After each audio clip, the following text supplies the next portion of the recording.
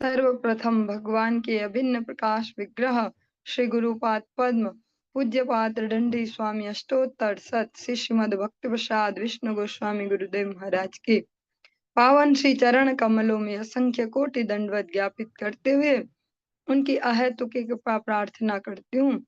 वे अपनी कृपा वर्षण करें जिससे निज कर्ता अभिमान भाव को छोड़कर एकमात्र उनकी वाणी के वाहक के रूप में अपना परिचय दे सकूं।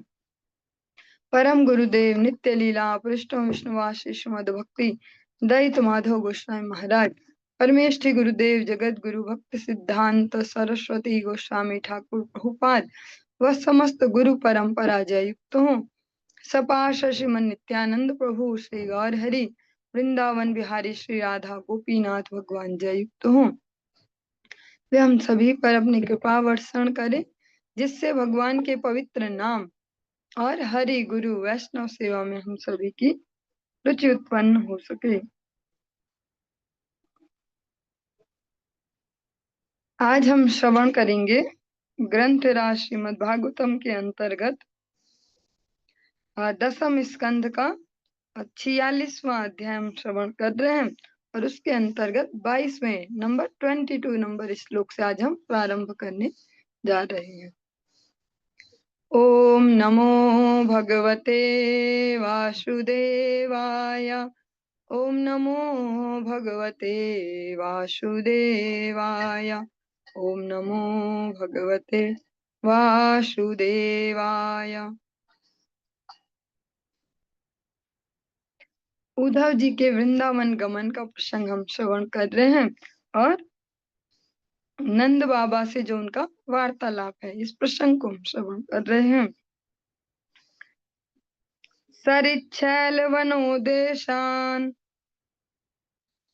मुकुंद पदभूषितान आक्रीडानि क्ष्यमाणानां मनो याति तदात्मनाम्। ये श्लोक हमने कल कक्षा के अंत में भी श्रवण किया था।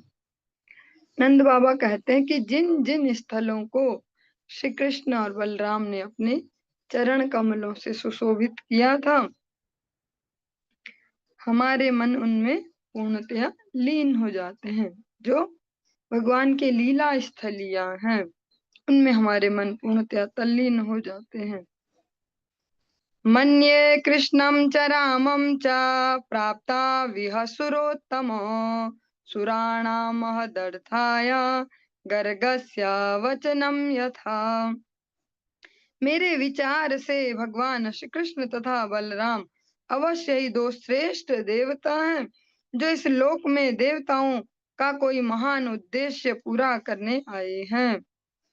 गर्ग ऋषि ने ऐसी ही भविष्यवाणी की थी। कंसम नागायुत्प्राणम मल्लो गजपतिम यथा अवधिष्टाम लीलयैव पशुनिव मृगाधिपः।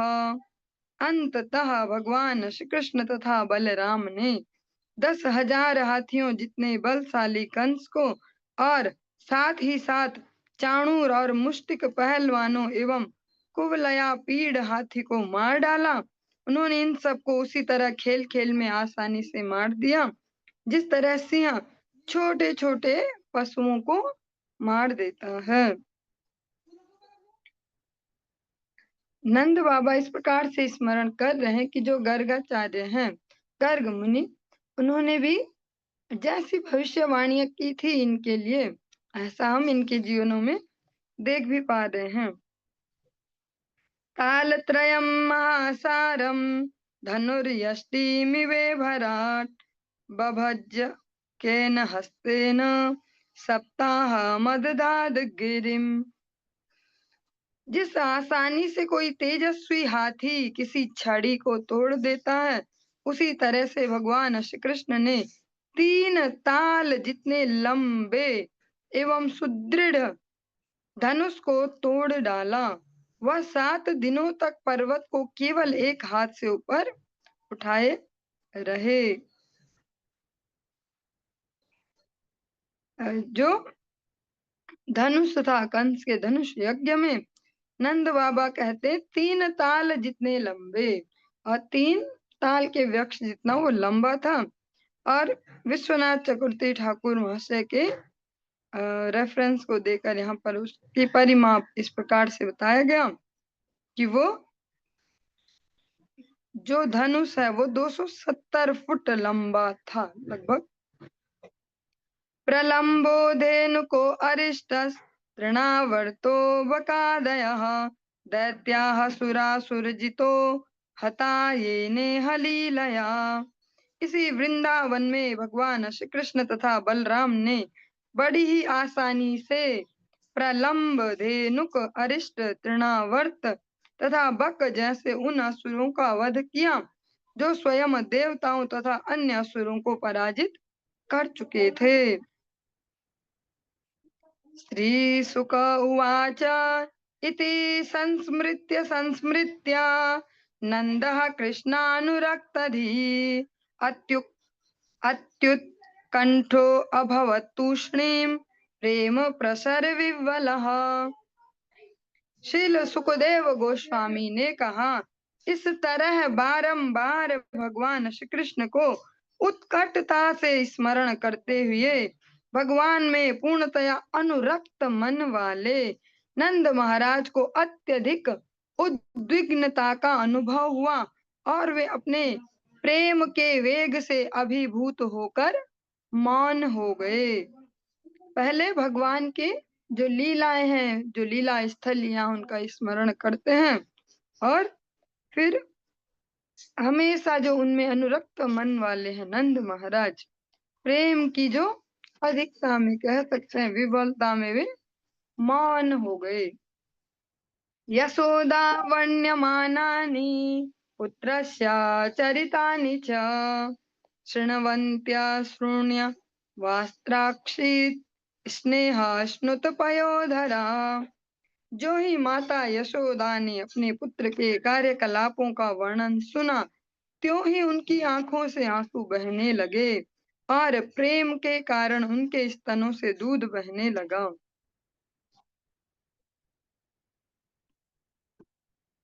जो यशोदा माता है उनकी प्रेम की अधिकता का, उनकी वत्सलता का वर्णन किया। जब नंद बाबा इस प्रकार से वर्णन कर रहे हैं उद्धव जी से, यशोदा मैया ने भी श्रवण किया और उनके प्रेम की पराकाष्ठा तो पूरा जग जानता, वात्सल्य रस की सर्वश्रेष्ठ भक्त हैं।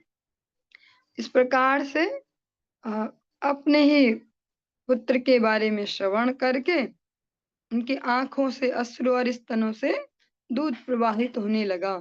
जो हृदय है वो द्रवीभूत हो गया।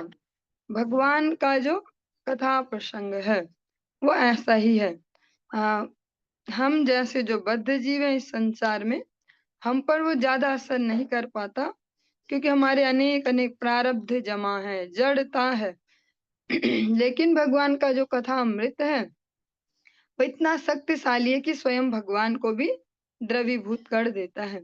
आप सभी ने जगन्नाथ जी की स्नान यात्रा का उत्सव मनाया, हाँ, उसके साक्षी बने। जगन्नाथ भगवान जो हैं वे कौन है? वे भगवान का अपना कथा प्रसंग सुनने के बाद जो द्रवीभूत जो विग्रह है वही जगन्नाथ जी हैं। ऐसे ही भगवान के कथामृत को सुनकर यशोदा मैया के नेत्रों से अश्रु और स्तनों से दुग्ध की धार बहने लगी। तयोरित्थं भगवती कृष्णे नंद यशोदयोः वीक्ष्यानुरागं परमं नंद माहोद्धवो मुदा। तब पूर्ण पुरुषोत्तम भगवान श्री कृष्ण के प्रति नंद तथा यशोदा के परम अनुराग को स्पष्ट देखकर उद्धव ने हर्ष पूर्वक नंद महाराज से कहा।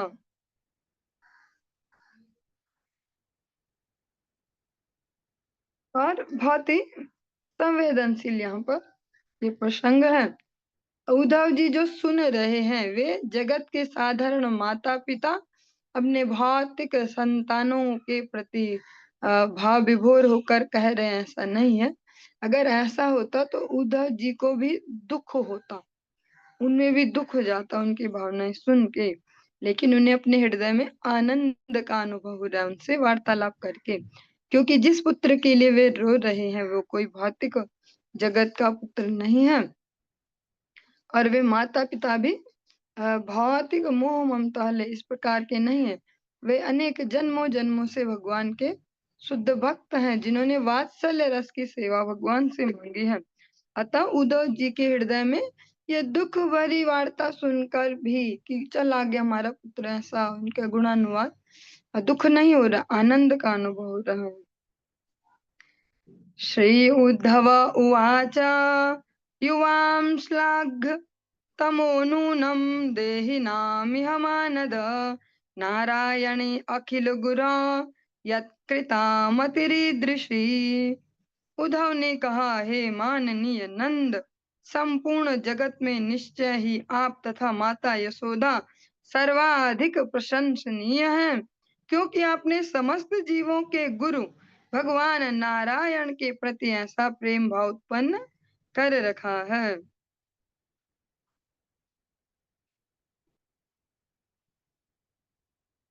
एतो हि विश्वस्य च बीजयोनि रामो मुकुन्दः पुरुषः प्रधानम् अन्वीयभूतेषु विलक्षणस्य ज्ञानस्य चेसात् इमो पुराण।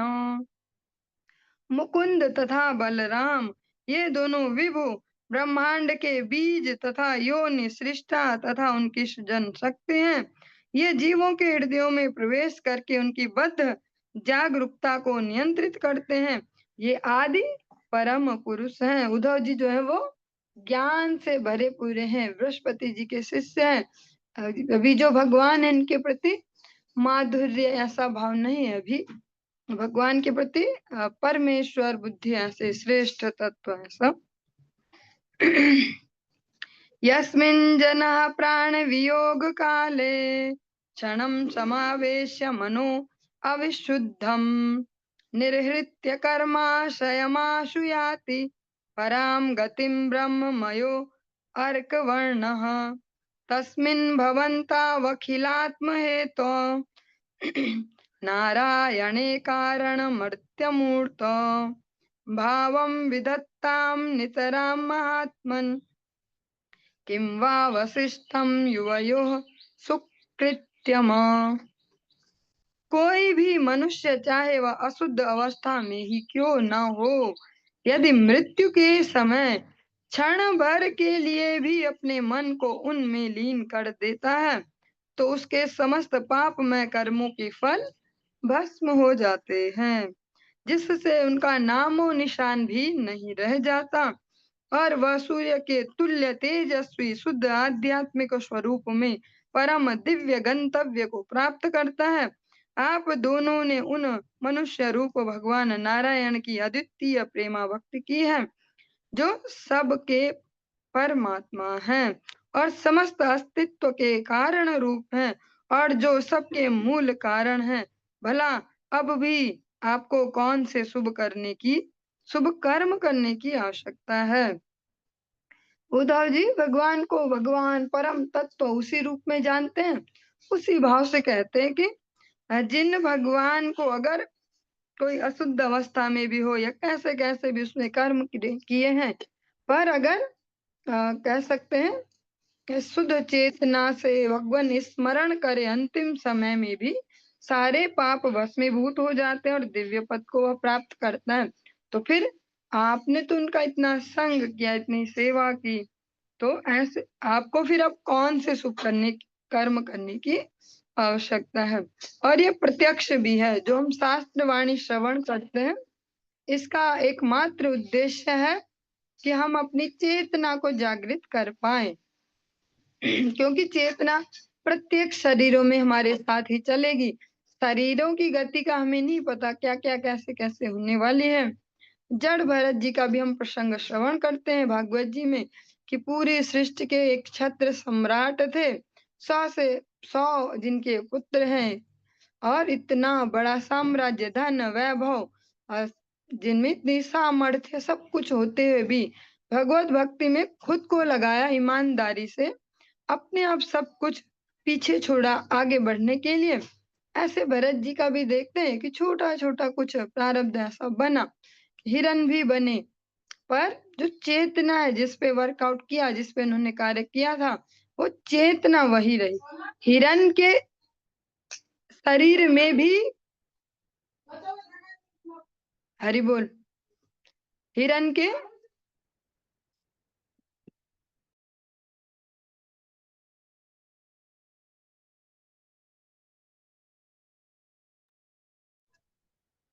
हिरन के शरीर में भी, हिरन को भी पता है कि मैं पिछली बार अकेला इस सृष्टि का, इस पृथ्वी का, पूरी सृष्टि का सम्राट था, और अब अपने कर्मों से आ, हिरन बन गया हूँ। वो हिरन भी हमेशा यही चिंतन करता, क्योंकि चेतना पर कार्य किया था। हिरन भी चिंतन करता था कि कब ये शरीर छूटे और मुझे कुछ ऐसा शरीर प्राप्त हो जिससे मैं फिर से भगवत प्रसन्नता के कार्य कर पाऊं। शिक्षाष्टकम का पंचम श्लोक, श्रीमन चैतन्य महाप्रभु कलयुग पावना अवतार इस प्रकार से कहते हैं, अयि नंद तनुज किंकरम पतितम मा विस्मे भवाम बुधो कृपया तव पाद पंकज स्थित धूलि सदृशम विचिंतया। मैं आपका नित्य दास होते हुए भी, हे नंद नंदन, मैं आपका नित्य दास होते हुए भी अपने कर्म फलों के कारण इस विशाल जो दुर्लंघ्य ऐसे बहु संसार में, बहु समुद्र में गिर पड़ा हूँ। यही वो हिरन भी चिंतन करता था, क्योंकि पिछली बार उन्होंने भगवान की एक निष्ठा से सेवा की थी, भजन किया था, चेतना पर कार्य किया था अपना, भक्ति को शरीर तक ही नहीं रखा था कि हम बाहर से दिखते हैं भक्त, शरीर को हमने भक्त बना लिया, शरीर को हम तिलक लगाते हैं, शरीर को कंठी पहनाते हैं, शरीर को नहलाते धुलाते हैं, ऐसा दिखते हैं। उन्हें चेतना पर भी कार्य किया था, अतः शरीर बदलने पर चेतना वही रही।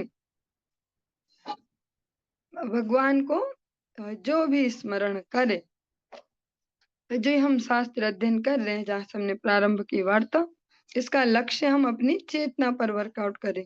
अब बाहर से शरीर की कैसी भी परिस्थितियां हो सकती हैं, हमारे कर्म फलों के कारण भगवान आज भक्त के रूप में आकर इस प्रकार की बात कहते हैं, अयि नंद तनुज किंकरम पतितम मा विस्मे भवाम बुधो। अपने कर्म फलों से यहाँ पढ़े हैं।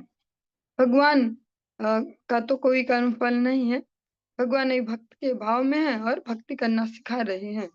भगवान ने प्रैक्टिकली भक्ति करना सिखाया स्वयं भक्त बन के, कि भक्ति भक्ति बोलते तो है पर करते कैसे हैं, तो मैं करके भी दिखा देता हूँ इनको एक बार। तो भगवान इस प्रकार से ही कहते हैं कि अपने चरणों की धूल के समान समझकर अपने चरणार विंदों में स्थान दीजिए। भगवान को समर्पण कर पाए हम इस जीवन में, अपने जब तक दिमाग ठिकाने पे है तब तक उसको भगवान को दे पाए, तब तक उसकी इतनी प्रैक्टिस करवा दे हम कि वो जबरदस्ती भी लग जाता हो भगवान में।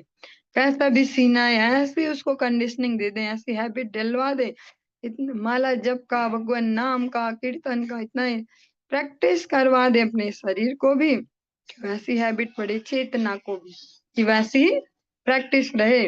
और ये तो शुद्धता के स्तर पर है, लेकिन यहाँ पर उद्धव जी उदाहरण देते हैं कि कोई कैसा भी हो, फिर अंतिम क्षण में भी वो एक क्षण के लिए भी ईमानदारी से भगवान को स्मरण कर ले, सारे पाप क्षय हो जाते हैं। और हम अपने अपने जीवनों में या अपने आसपास जो भक्त देखते हैं उनके जीवनों में इस उदाहरण को देख सकते हैं।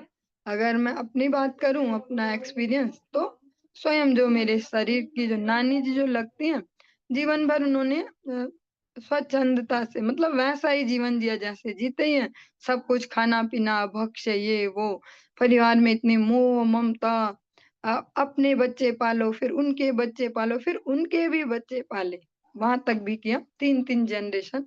गुरुदेव कभी कभी मजाक में कहते भी थे कि मैं तुम्हारी 4-4 पीढ़ियों का गुरु हूँ। जब तक नानी जी थी, देखो तुम्हारी नानी, माँ, तुम और जो ये बच्चे हैं छोटे छोटे, ये भी 4 पीढ़ियों का मैं गुरु हूँ। उनके जीवन में प्रैक्टिकली देखा, वो ये सब तो नहीं जानती जो जो हम बातें करते हैं ऐसे शुद्ध भक्ति और चेतना ऐसा ऐसा, पर बस ये है कि अभक्ष्य छोड़ दिया और भगवान के नाम के माला जप प्रारंभ कर दिया, रोज 16 माला जप करना, और गा गा के करती थी, ऐसे हमारे जैसे नॉर्मल भी नहीं हरे कृष्ण, धीरे धीरे ऐसे गा गा के। उनके जीवन में भी रिफ्लेक्शन देखा। जिस प्रकार से भोजन या जिस प्रकार से भावों की स्थिति थी, इतना मोह ममता सब में, उतना उनके अंतिम समय में वैसा कुछ कष्ट देखने को नहीं मिला।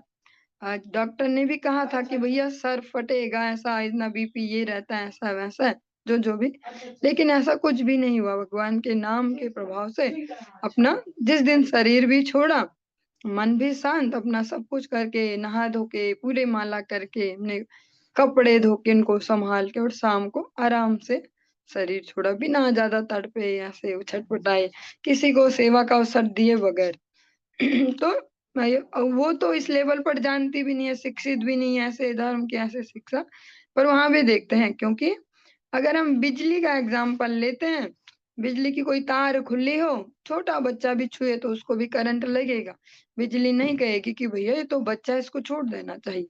ऐसा ही भगवान का नाम भी, भाय कुभाय अनख आलसहु, नाम जपत मंगल दिशि दसहु। भगवान का नाम चाहे हम लालच में जपे कि माला जप के पैसे आते हैं, या माला जप के ऐसा काम पूरा हो जाता है, या वैसा वैसा, जैसे जैसे भी भाव से करे भगवान का नाम जप, मंगल ही मंगल होता है। उद्धव जी कहते हैं सारे पाप भस्मीभूत हो जाते हैं। फिर नंद बाबा यशोदा मैया को कहते कि फिर आपने तो उनके साथ रहे, उनकी इस प्रकार से सेवा की, नेतादात में है उनके साथ आपका, तो फिर आपको तो कोई भी शुभ कर्म करने की अब कोई आवश्यकता नहीं बची है। आगमिष्यन् आगमिष्यत्य दीर्घेण कालेन ब्रजमच्युतः, प्रियं विधास्यते पित्रोर भगवान सात्वतां पतिः। भक्तों के स्वामी अच्युत भगवान श्री कृष्ण शीघ्र ही अपने माता पिता को तुष्टि प्रदान करने के लिए ब्रज लौटेंगे, ऐसा उद्धव जी कहते हैं नंद बाबा यशोदा मैया से। हत्वा कंसं रंग मध्ये प्रतीपं सर्वसात्वतां, यदाह वह समागत्य कृष्णः सत्यं करोति तत्। रंगभूमि में समस्त यदुओं के शत्रु कंस का वध कर चुकने के उपरांत अब भगवान श्री कृष्ण वापस आकर आपको दिए गए वचन को अवश्य ही पूरा करेंगे। मां खिद्यतम महाभागो द्रक्षथ कृष्ण मंतिके, अंतर्हृदय भूतानाम अस्ते ज्योतिर्वैधसी। हे भाग्यशाली जनों, आप शोक मत करें, आप शीघ्र ही भगवान श्री कृष्ण को देख सकेंगे। वे समस्त जीवों के हृदयों में उसी तरह विद्यमान हैं जिस तरह काष्ठ में अग्नि सुप्त रहती है। ना यस्यास्ति प्रियः कश्चिन् ना प्रियो वात्स्यमानिनः, नोत्तमो नाधमो वापि समानस्याशमो अपि वा। उनके लिए कोई न तो विशेष प्रिय है न अप्रिय, न तो श्रेष्ठ है न निम्न है, उसके पश्चात भी वे किसी से अन्य मनस्क नहीं है। वे सम्मान पाने की समस्त इच्छाओं से रहित हैं, फिर भी वे सबको सम्मान करते हैं। न माता न पिता तस्या न भार्या न सुतादयः, नात्मीयो न परश्चापि न देहो जन्म एव च। न तो उनके माता पिता हैं। उद्धव जी अब अपना जो ज्ञान है उसको वहां प्रसारित करने लगे। न तो उनके माता है, न पिता, न पत्नी, न पुत्र, न अन्य कोई संबंधी, उनसे किसी का संबंध नहीं है, फिर भी उनका कोई पराया नहीं है। न तो उनका भौतिक शरीर है, न कोई जन्म। न चास्य कर्म वालोके सदसन्मिश्र योनिषु, क्रीडार्थ सो अपि साधूनाम परित्राणाय कल्पते। उन्हें इस जगत में ऐसा कोई कर्म करना शेष नहीं है जो उन्हें शुद्ध अशुद्ध या मिश्रित योनियों में जन्म लेने के लिए बाध्य कर सके। फिर भी अपनी लीलाओं का आनंद लेने और अपने साधु भक्तों का उद्धार करने के लिए वे स्वयं प्रकट होते हैं। उद्धव जी ज्ञान में बड़े परिपक्व हैं, वे भगवान के बारे में सब जानते हैं अच्छे से कि कैसे है भगवान का स्वरूप कैसा है।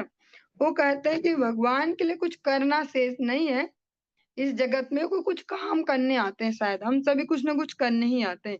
किसी से प्रेम हो जाए तो अगला जन्म उसका प्रेम और आगे बढ़ाने के लिए आते हैं, किसी से शत्रुता हो जाए उसकी शत्रुता और निभाने के लिए जन्म लेते हैं। ऐसे अलग अलग अलग अलग कोई फील्ड हो जिसमें हम वर्किंग कर रहे हो, कोई वैज्ञानिक बनना चाह रहा हो या कोई कुछ भी, अगर पूरा ना हो पाए तो अगली बार फिर जन्म लेगा उसी फील्ड में और आगे जाएगा। हाँ, इसी प्रकार से जो हम यहाँ देखते हैं ना, एक्स्ट्रा ऑर्डिनरी से कुछ लोग किसी भी फील्ड में, और अन्य लोग सोचते हैं कि हम भी मेहनत करके इनके जैसे बन सकते हैं, पर ऐसा नहीं है। वो जो जो उन्होंने पिछली बार जिस फील्ड में जितनी मेहनत की है, अब वो आगे बढ़ते हैं वहीं से। तो लगता है कि इतनी कम एज में इतना कर पा रहे, हम तो कर ही सकते हैं ऐसा।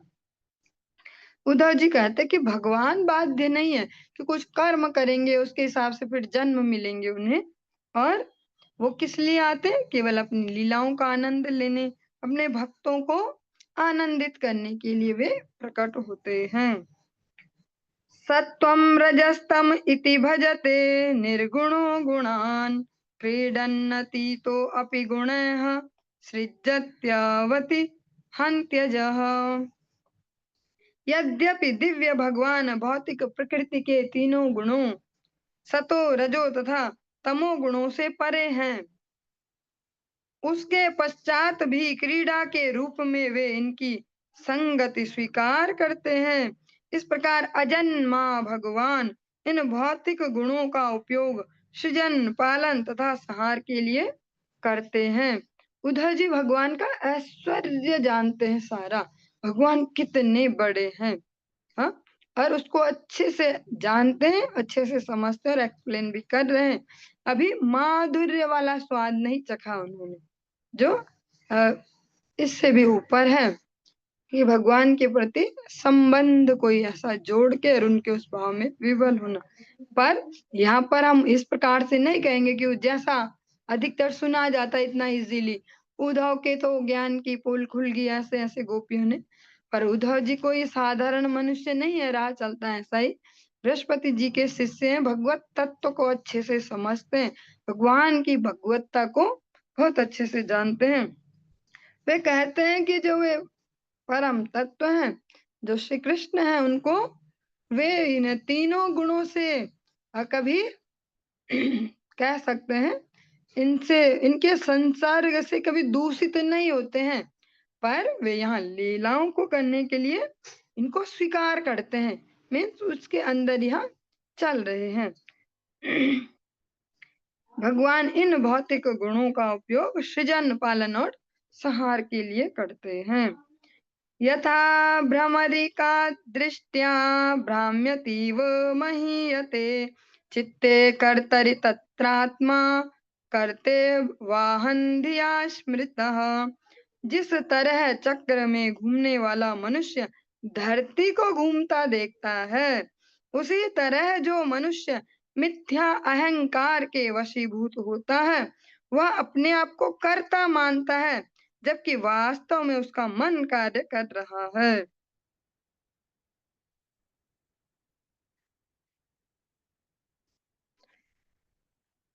युवयोरेव नैवाय मात्मजो भगवान हरिः सर्वेषामात्मजो ह्यात्मा पिता माता स ईश्वरः। निश्चय ही भगवान श्री हरि एकमात्र आपके पुत्र नहीं हैं, प्रत्युत भगवान होने के कारण वे हर एक के पुत्र आत्मा पिता तथा माता हैं। जो नंद बाबा यशोदा मैया भगवान के वात्सल्य में इतने डूबे हैं कि उनको कुछ नहीं दिखाई देता उनके प्रेम के आगे। यशोदा मैया दर्शन भी करती है अनेक बार, मुख में ही ब्रह्मांड भी देख लिया, सब देख लिया चमत्कार, फिर भी उनको भरोसा नहीं होता उन चीजों पे। सोचते हैं ऐसे ही हो गया, ये कुछ मुझे ही शायद कुछ हो रहा है, बड़े बड़े चमत्कार देखती, सोचती कोई देवता है मेरे बेटे के साथ लगा हुआ जिसकी मदद करता है, इसीलिए हमको भगवान नारायण की पूजा पाठ करते रहना चाहिए, हमारे लाला की रक्षा करते हैं वे। हाँ, उनको उद्धव जी बता रहे हैं, अरे वो ना आपका ही आपका बेटा नहीं, वो तो भगवान है, वो सबका बेटा है, सबका पति है, सबका माता है, सबका पिता है। ऐसा दृष्टम श्रुतम भू दृष्टम श्रुतम भूत भवद भविष्यता स्थान स्थास्नुश्च विष्णु महद महदल्पकं च विनाच्युताद्वस्तु तरां न वाच्यं स एव सर्वं परमात्मभूतः। भगवान अच्युत से किसी भी वस्तु का स्वतंत्र अस्तित्व नहीं है, चाहे वह भूत से या वर्तमान से या भविष्य से संबंधित हो, वह देखी हो या सुनी हो, चर हो या अचर हो, विशाल हो या क्षुद्र हो, वास्तव में वे ही सर्वस्व हैं, वे ही परमात्मा हैं। उद्धव जी दार्शनिक की भांति भगवान की भगवत्ता, परमेश्वरता, ऐश्वर्य उनके सामने वर्णन कर रहे हैं, पर हम भी इसमें से कुछ समझ पाएंगे। केवल ऐसे ही नहीं चलते जाएंगे कि कुछ बढ़िया सा भी सीन आएगा और तब आनंद आएगा। उद्धव जी जब गोपियों से ऐसा सुनेंगे, ये भी बहुत सेंसिटिव है जो उद्धव जी सुना रहे हैं, वो कोई कपोल कल्पना नहीं है। उन्होंने जो अथक परिश्रम से गुरु सेवा से जो ज्ञान अर्जन किया उसको यहाँ वर्णन कर रहे हैं। भगवान अच्युत से किसी भी वस्तु का स्वतंत्र अस्तित्व नहीं है, और ये एक लाइन बहुत बड़ा संबल बन सकता है हमारे जीवन का अगर हम समझेंगे। भगवान अच्युत से स्वतंत्र किसी भी वस्तु का अस्तित्व नहीं है, मीन्स हमारे जीवन में भी जो जो घटित हो रहा है, उद्धव जी कह रहे चाहे वो भूतकाल हो, चाहे वर्तमान हो, चाहे भविष्य हो, हमारे जीवन में भी भूत भविष्य वर्तमान इनमें ही तो चल रहा है। इनमें जो कुछ भी सब कुछ भगवान के कंट्रोल में है। तो कभी भी हमें ऐसे टेंशन करने की, चिंतित रहने की, क्या होगा, ऐसे कोई आवश्यकता नहीं है। भरोसा होना चाहिए कि भगवान कहते अहम सर्वस्य प्रभवो मत्तः सर्वम प्रवर्तते, मुझसे ही सब निकला है, मैं ही सबका प्रभु हूँ, फाइनली सब ठाकुर जी के कंट्रोल में है।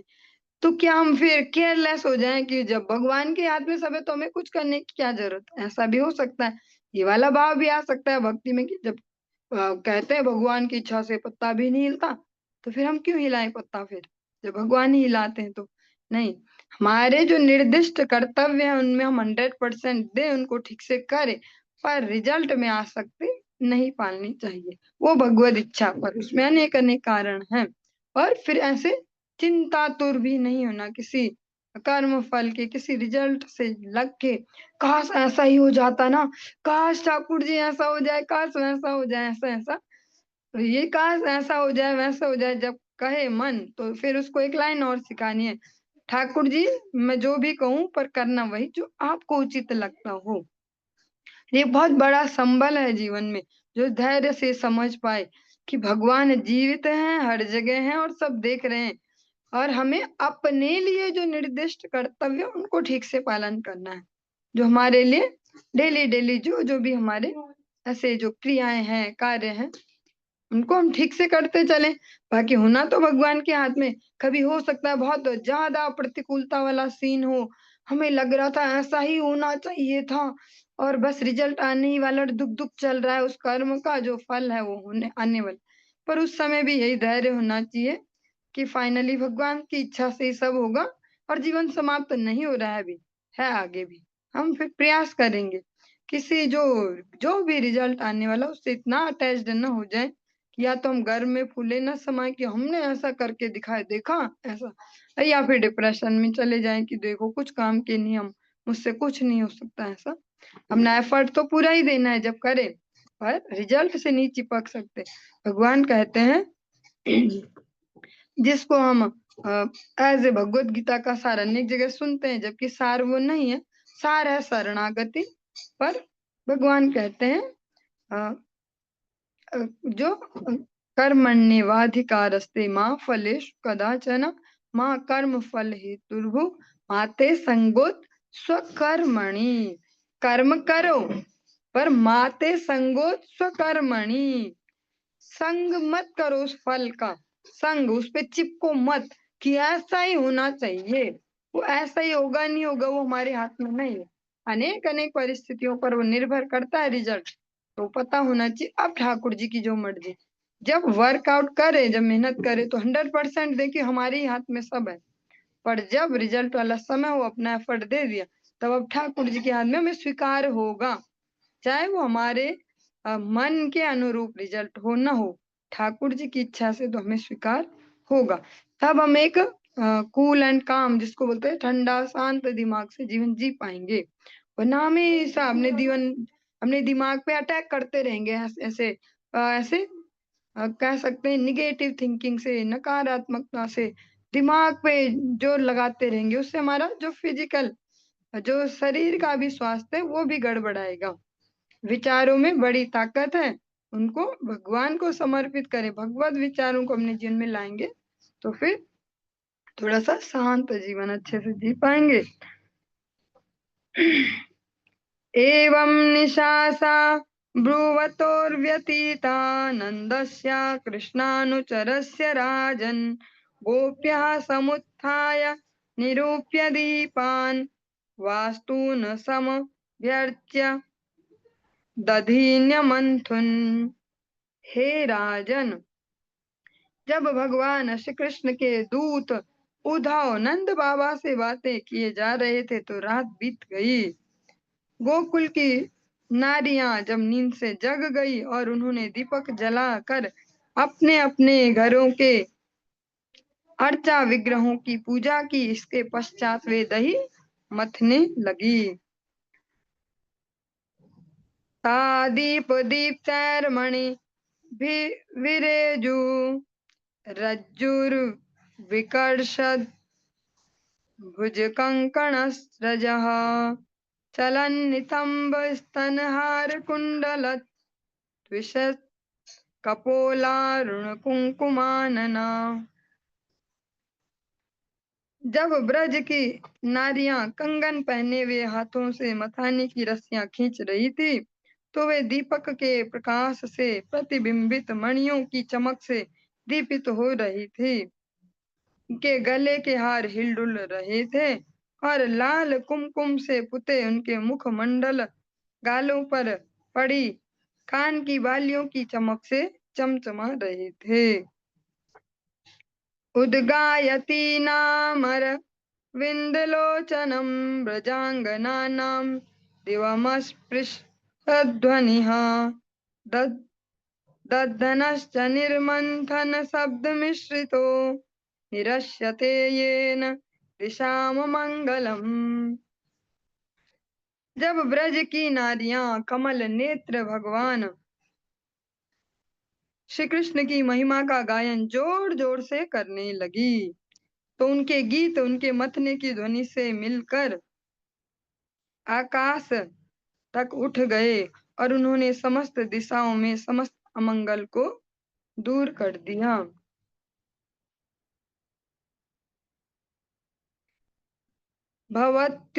भवत्युदिते सूर्ये नन्दद्वारी व्रजाकसः दृष्ट्वा रथं सातकौम्भं कस्यायामिति चाब्रुवन्। जब सूर्य देव उदित हो चुके तो ब्रजवासियों ने नंद महाराज के दरवाजे के सामने एक सुनहरा रथ देखा। अतः उन्होंने पूछा यह किसका रथ है, क्योंकि उद्धव जी शाम के समय आए थे जब अंधकार होने लगा था, तो कोई उनको देख नहीं पाया था। अक्रूर आगतः किं वा यः कंस्यार्थ साधकः येन नीतो मधुपुरीं कृष्णः कमललोचनः। शायद अक्रूर लौट आया है, वही जिसने कमल नेत्र भगवान श्री कृष्ण को मथुरा ले जाकर कंस की इच्छा पूरी की थी, ऐसा वो ब्रज गोपियां गुस्सा होके कह रही हैं कि रथ को देखकर हाँ लग रहा वो अक्रूर ही आ गया जो लेके गया था कंस की इच्छा पूरी करने। किम साधयिष्यत् यस्या यस्माभिर्भर्तुः प्रीतस्य निष्कृतिं ततः स्त्रीणां वदन्तीनाम् उद्धवो अगात्कृता हृकः। जब वो गोपियां इस प्रकार बोल ही रही थी कि क्या वह अपनी सेवाओं से प्रसन्न हुए अपने स्वामी के पिंडदान के लिए हमारे मांस को अर्पित करने जा रहा है। तभी प्रातःकालीन कृत्यों से निवृत्त हुए उद्धव जी दिखलाई पड़े। जैसे देखते ही हम सामान्यतया भी माता जी लोग जो होते हैं, जैसा जैसा उन्होंने सीखा होता है पुरानी पुरानी जनरेशन से, उसमें कुछ कुछ अपना भी जोड़ के, जहाँ पे कहीं पे ऐसे कुछ कठोर कठोर कुछ कहना हो, कटु वचन, तो कुछ भी कह सकते हैं। सो उपमाएं कैसी कैसी दे दें, कहाँ के कहाँ जोड़ दें। अब ये ब्रज गोपियां भी कहती हैं, जो उनका स्वामी है, जो अक्रूर का स्वामी है, कंस, जो मारा गया, तो उसके पिंडदान में क्या हमारा मांस ही चढ़ाएंगे, इसलिए आए हमारा मांस ले जाने। चलिए, भगवान में जितना उनका तादात्म्य है उसी प्रकार से उनका जीवन चलता है। भगवान इनके जीवन के सारे रसों को संपूर्णता देने वाले हैं। उन्होंने फिर उद्धव जी का दर्शन किया। इतने में जब उन्हें लग रहा था कि अक्रूर जी आ गए, इस प्रकार से जो हमारा ये 46वां अध्याय है ये संपूर्ण हुआ। और आज की चर्चा को हम यहीं पर ही विश्राम देते हैं। इससे आगे हम गोपियों का और उद्धव जी का संवाद कल की कक्षा में श्रवण करेंगे। हरे कृष्ण।